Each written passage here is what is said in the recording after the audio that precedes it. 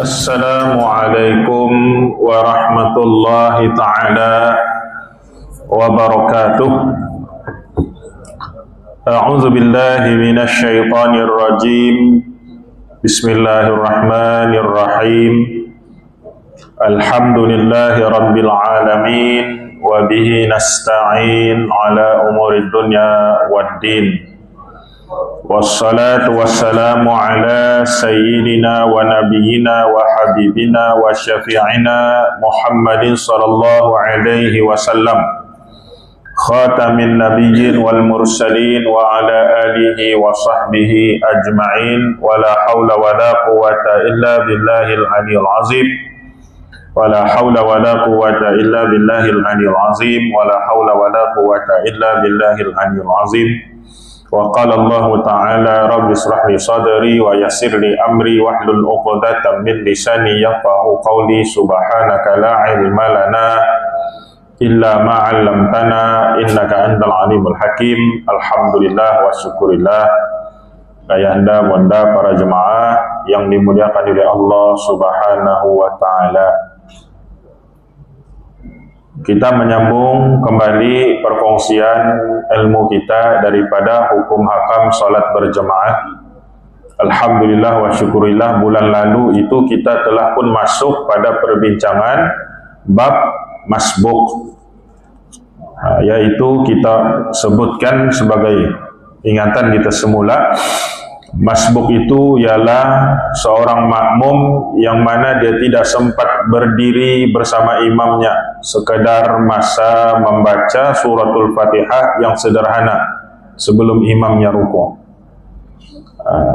Maka pada ketika itu, kalau memang dia masuk sempurna takbiratul ihram dan mendapati imamnya rukuk, maka sesudah dia menyempurnakan takbiratul ihram dengan tumaknina itu, maka bolehlah dia langsung terus rukuk bersama imam.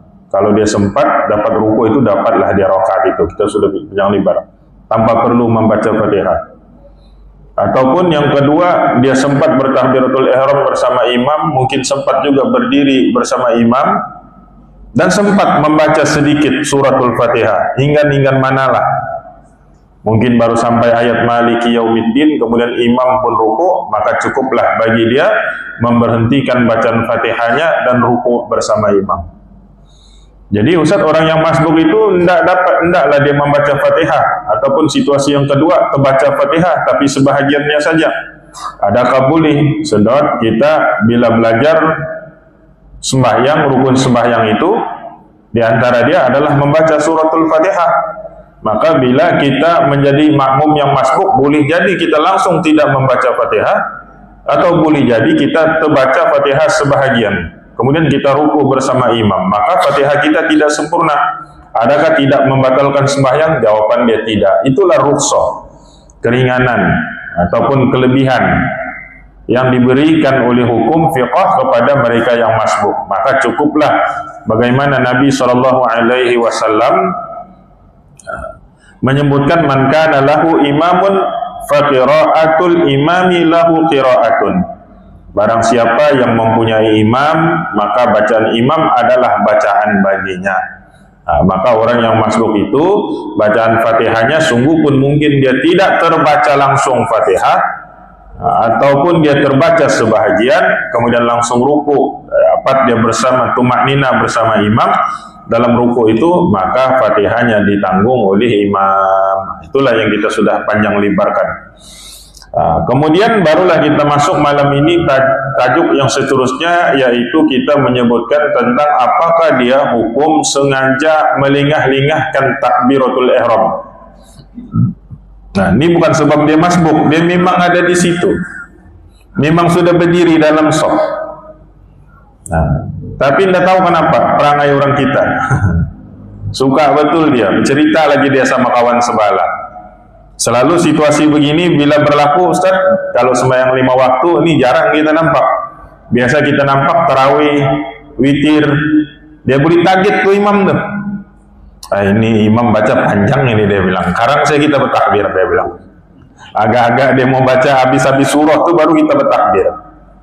Jadi bila dia bertakbir baca surah imam tuh tiba-tiba kalau imam tuh tukar surah, nah, maka dia bertakbir mungkin oleh karena dia melingah-lingahkan itu mungkin tidak ada kesempatan pada dia untuk menghabiskan Fatihah itu. Jadi bagaimanakah hukum dia, Ustaz?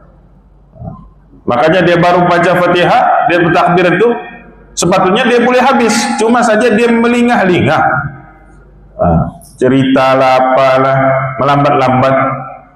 Maka bila dia bertakbir, dia pun baca baru sampai iyyaka na'budu wa iyyaka nasta'in, imam pun rukuk. Apakah hukum orang yang melingah-lingahkan takbiratul ihram bersama imam itu, sedangkan dia boleh dapat takbiratul ula bersama imam? Dia boleh dapat takbiratul ihram bersama-sama imam itu, dia boleh dapat, tapi dia melingah-lingah. Maka ulama pun menyebut makmum yang sengaja melingahkan takbiratul ihram sehingga imam rukuk